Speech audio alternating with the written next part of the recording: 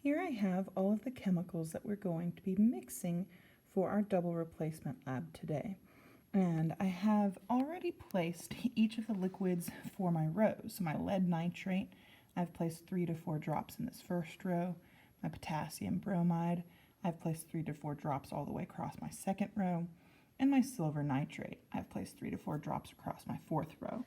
You can tell that these are all perfectly clear solutions, as are each of the chemicals in my columns.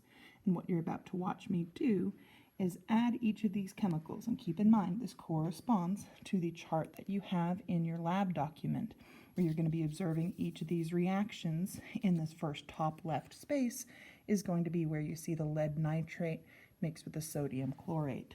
So please make sure you are recording observations to the level required by this lab in your data table for each of the precipitates that you see form here. And you should see 5 precipitates form as we mix these chemicals. Now I'm going to hold my iPad here while I do the reactions, and then I will get you a closer look both on this black background and on a white background. So without further ado, let's add some potassium chlorate. Unscrew this lid the rest of the way. There we go.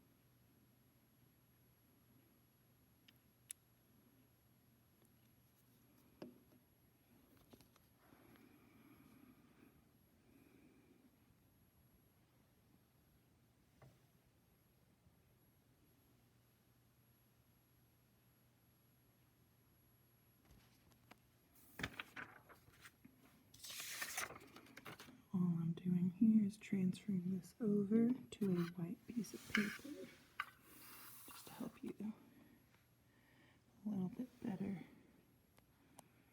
background for some of these.